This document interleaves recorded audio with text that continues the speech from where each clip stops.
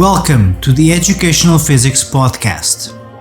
I am your host, João Figueiredo. This podcast is all about education, pedagogy, mindset, and really any other nonsense that I think about during the week. Enjoy.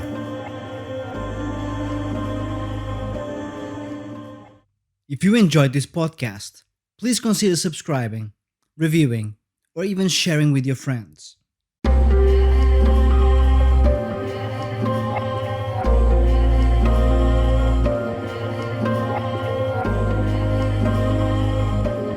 Welcome to another episode of the Educational Physics Podcast.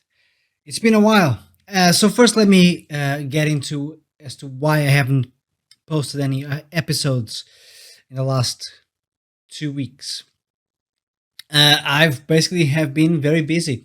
There's no special dramatic reason as to why I stopped. But at the same time, I need to now start reflecting as to where I want to take this podcast. For me, it's something that it's fun to do, but I also want it to be listened and watched. So I need to consider different strategies of promotion. I need to ask for your help more to subscribe and put this out there. If you know of anyone who would appreciate listening to these conversations or monologues sometimes, please do share these podcasts. That would support us immensely. Hopefully in the near future, as my schedule gets a bit more manageable, I'll be able to schedule or book conversations with other people again, as we did in the past. But hopefully I'll be able to put weekly episodes out once again, now that things are calming down a little more, at least for the time being. In the meantime, though, I had a lot of time to think about things to talk about. And one of the things that it's been nagging at me as of late is the idea of free speech in education. So we know that this is a topic that it's quite hot, and I want to be careful as to how I navigate this conversation. I'm not going to be putting myself in a position where I'm going to tell you what to think, nor I'm going to try to push some sort of agenda, but I will be asking questions. And that, in my opinion, is precisely the whole point of deploying and using free speech to our benefit, is the ability to ask questions without being immediately punished or even typecast as some sort of character that has a secret agenda. There's a couple of things I would like to talk about today. For example, let's start with this. In the social sciences, right, our job is to study how people think. If you're a psychologist, for example, that's basically your job. My job is not to assume how people think. And if I do so, I have to assume that to be a hypothesis, and then I need to go and either prove it or disprove it through research and experimentation. If I don't do that, then I am, for all intents and purposes, a bad scientist, a bad psychologist, incompetent researcher. Now, the common person doesn't have to be too worried about this stuff. But we still need to be aware as to how these things evolve, these ideas, in education, in psychology, and in society at large.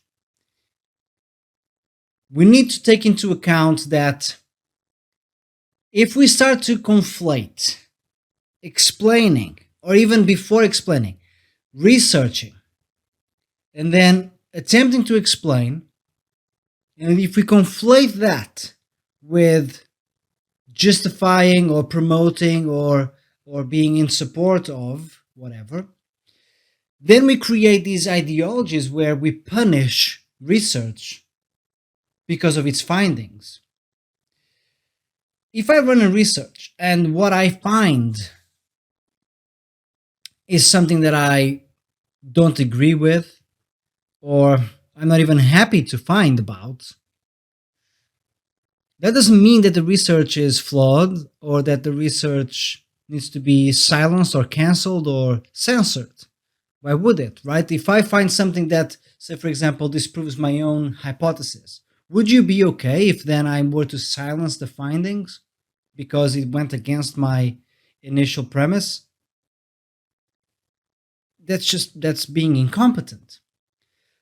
So why would we accept that to be the case if it goes against an entire society or a social and consensual hypothesis? Maybe I even use the word entire society or the words entire society wrong. Sometimes it's not the entirety of a society. Actually, it almost never is. It's a group of people, and they are entitled to their hypothesis, but they are not necessarily entitled to their own findings. We can't pick and choose what science makes sense and what science does not. And that's the issue I have with the contentious relationship we have nowadays with free speech, because we seem to make this conflation: scientific findings and support of an idea. If I find something that goes against my political views in scientific research, it is not my place to silence those findings just because I don't politically agree with that, right? I have my own political positioning, and it's probably not what you think, but I will always look at things as for what they are. However, my bias, let's talk about bias. My bias will always be in the mix. I can't really avoid that, right? It is very difficult to avoid a inserting your own researcher's bias into the research. There are ways to avoid that, to mitigate that. There are strategies and tools that one can use. Um, if everything fails, you can always consult with other people. But at the end of the day, you have to acknowledge that your bias exists, and that goes for both sides of this issue. Those who believe that certain research shouldn't be ran because it implies that you're trying to explore an idea that is anti liberal ideas or anti capitalist ideas, whichever side of the issue you want to put yourself in, it doesn't really matter to me. The problem persists, and we've seen this historically, right? We've seen this problem appear from both sides, from the right, from the left, hardly ever from the middle. So that gives you an inkling as to where I am politically. But the idea has to be this, right? We have to become more comfortable with exploring ideas without feeling fearful that whatever we find will signify immediately that your political stance or your philosophical stance immediately shifts over to those findings. Maybe you'll have to make some adjustments. I'm not denying that. And actually, it would probably be a good thing for you to make those adjustments if the findings that you stumble upon disprove a certain ethos that you have that was based upon an old idea. Okay, that's what science is all about, isn't it? We run research to constantly disprove what was done before, right? We have a hypothesis, we have a theory, and it only becomes a theorem once it's or even a law, right? Once it cannot be debunked anymore, right? It's not when it became so true that we've all accepted it. It's just it became so true that no one can actually contradict it. It's not about agreement, it's about lack of disagreement. That's the beauty of science. We have to try to constantly disagree with things. And that is a refusal of dogma. That's a refusal of even prejudice in a funny way. And a lot of these issues that we have with um, free speech, free speech is in fact an issue of dogma. We come at things through dogma, and then we don't allow other ideas to exist in that same universe. And I mean, let's face it, it's almost ironic that often comes from a group that is defending liberal ideas and these and liberty for all, which I agree with. But then the vehicle which these groups are using to carry their message is quite flawed, philosophically speaking, scientifically speaking. At many levels, it's a problem. So let's go back to education. What are we doing wrong in education? Are people allowed to speak about things that they don't necessarily agree with, but they are interesting arguments to explore as thought exercises? And unfortunately, the truth is that liberty, that freedom is slowly corroding and ending. Hopefully not forever. Hopefully the conversations we're having are pushbacks against these issues. But the reality is that it is real, it is happening, and we need to think about the consequences of this, right? If we have um, a debate in a within a group of say undergrad students, and certain topics are not allowed, then we're really only confined to a very tiny space of what's today's consensus within the group. Now that's the opposite of what science is, right? Like, so if we are investigating things scientifically, then we have to be okay. This is how I see things today. Now let's try to disprove it. And if we can't, then that means that my hypothesis is becoming stronger, and slowly, one failed disagreement at a time, walking towards becoming a law, just like the law of physics, law of gravity, etc., etc. And even those are always, uh, you know, um, open to be scrutinized again and demoted back down to nonsense. Who knows? I'm not going to be the one who claims that there are no debunkable ideas. I don't believe that for a second. So then, how do we solve this? How do we create environments where people understand that exploring ideas does not necessarily immediately translate to supporting them? Let me give you an example. This is a dangerous one, and I'm pretty sure that if you're listening to this, you might feel a certain emotion coming up as you hear what I'm about to attempt to explore here. But I remind you that idea exploration does not mean, in my world, idea support or idea promotion. I'm exploring the idea of the consequences of the lack of free speech in academia. I don't want you thinking that I'm defending that we should silence those who attempt to silence us. I want you to understand that I'm not, by using certain examples of people who have been silenced, that I'm not uh, promoting, uh, you know, suffix ist ideas, racist, or I should have said ism, right? Isms, racism, um,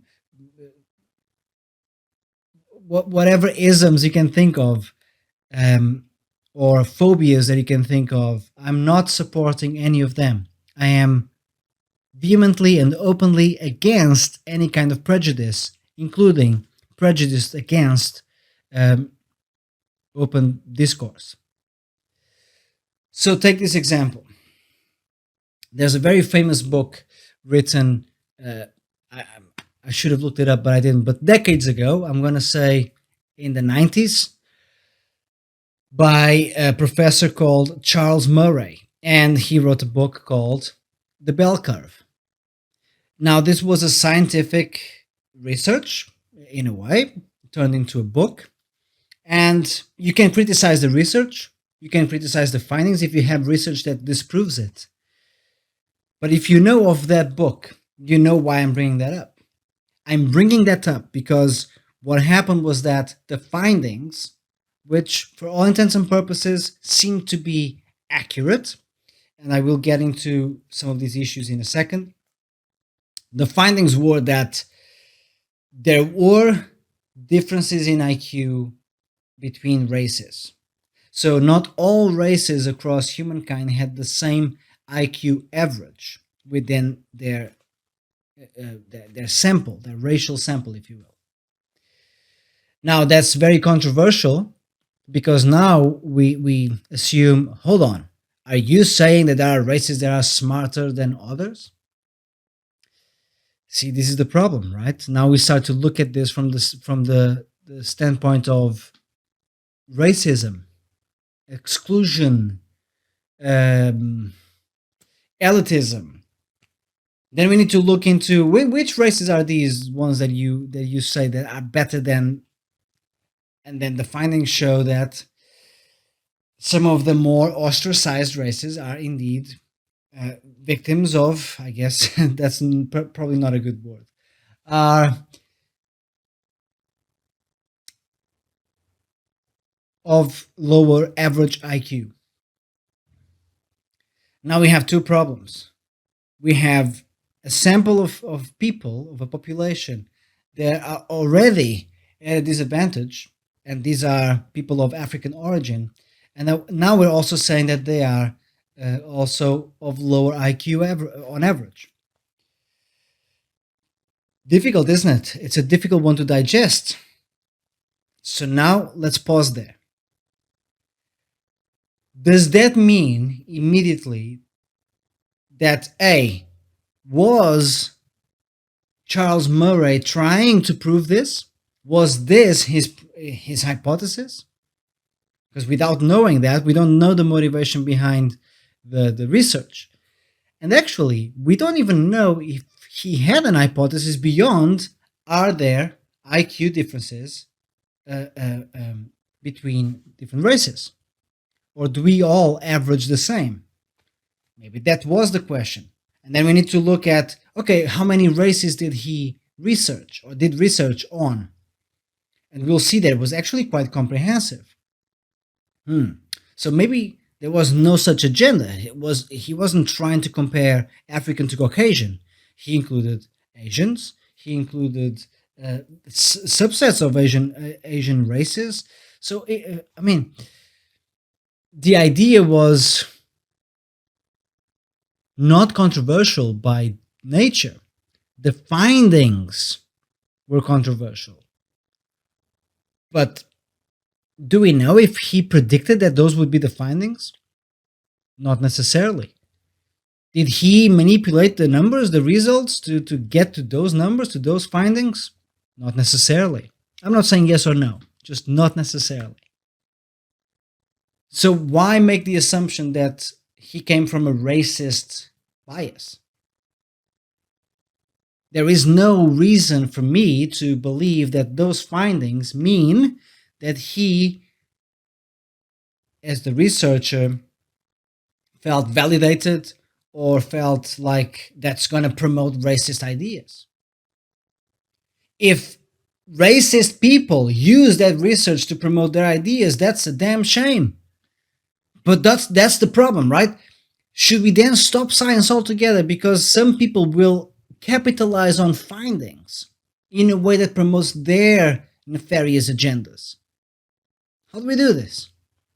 This is what we need to think about. And in my opinion, it starts with education, and we need to teach our students that there is no need, that's the right word, to conflate finding with motivation. And yes, sometimes that will be the case. And that's why we need to be very good at scrutinizing science. That's why we need to be very astute. And that's why we need to communicate openly I've always said this and I will say it here. Free speech is essential, and we benefit from allowing people to say stupid things, even evil things, such as hate speech, right? We have actually the cost benefit of letting people speak in those ways is positive. And the reason is because then we know where they are and we can flag them as okay, I don't want to interact with that person. And no one, or virtually no one, has power by themselves. And these groups of extreme evil thinking, let's use Nazis as an example, are getting smaller and smaller and smaller. And the reason for that is because we kind of know where they are, and we can. But if they become camouflaged, then it becomes dangerous. But and that camouflage comes from silencing them. How will we know? We want to see them saying all their nonsense. So we know not to engage with those people. It is crucial that we maintain this openness in academia, for instance. If I'm doing a psychology degree, I want to be able to explore gender differences without being assumed, having it assumed that I'm sexist. I don't know what the findings will be until I find the findings. That's why they're called findings, not predictions. They are revelations. They just show up. You follow the science, and then there it is. And then you need to try to debunk that if you're a good scientist. You'll try to debunk yourself. I want to be able to run research on attractiveness bias without making myself typecast as I don't know, a beautyist. Attractiveness bias is a real thing. So why should we not talk about this, right? So selfishly, I want free speech to be alive and well because I want to run experiments on everything because I'm curious, because I'm ignorant, because I want to learn more. Why would I walk around pretending to know more than what I do? Isn't it the opposite of being an intelligent, curious, even enlightened person is? The principles of humanism, the principles of enlightenment, of our great renaissance, wasn't that the whole point? To allow our curiosities to be our motivations? I would rather ask questions that have no answers than to not be allowed to ask questions and just adopt an answer that's bestowed upon me by some sort of like communal entity. No, we have to be able to engage openly, fearlessly. We have to know where the bad thoughts are. We need to have to know where our bad ideas are. And now I won't know unless I put them out there and then someone calmly, unemotionally shows me the data that proves that I'm wrong. I'm I'm perfectly happy with that outcome. I would rather be wrong than and know that I'm wrong so then I can be right. Right? That's the beauty of accepting your own wrongness is that then you have the chance to become right by adopting better information. But if I just assume that what I know is the truth and nothing but the truth because it's my truth,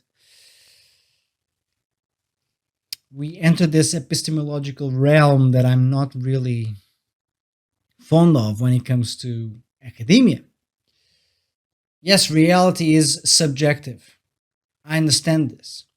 My experience is my experience. But there are common threads that unite us all. And when it comes to biology, There is no such thing as my own perception of my biology.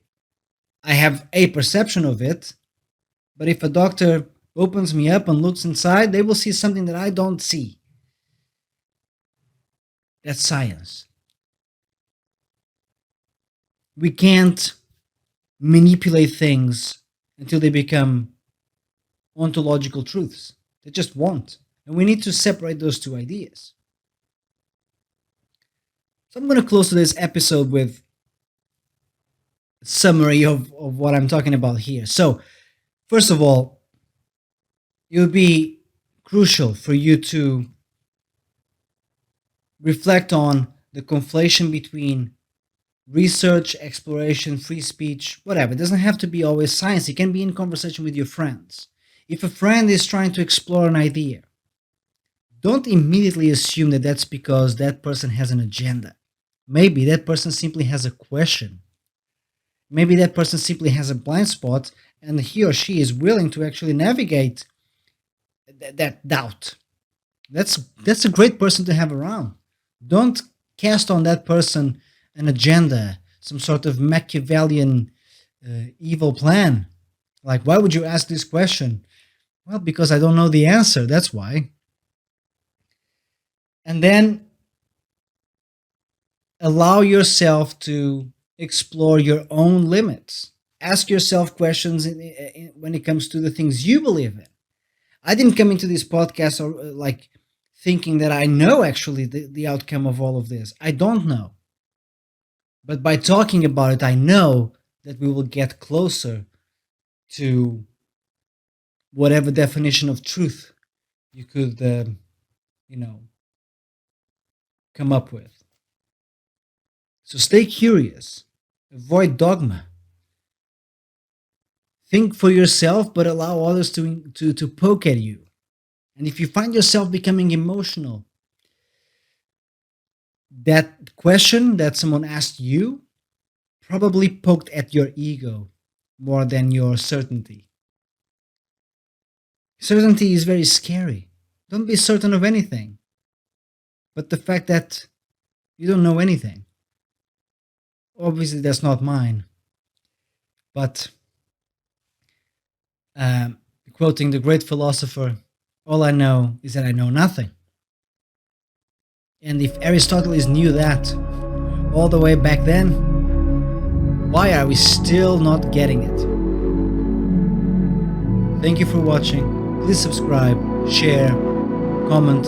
Let's have a conversation. Take care.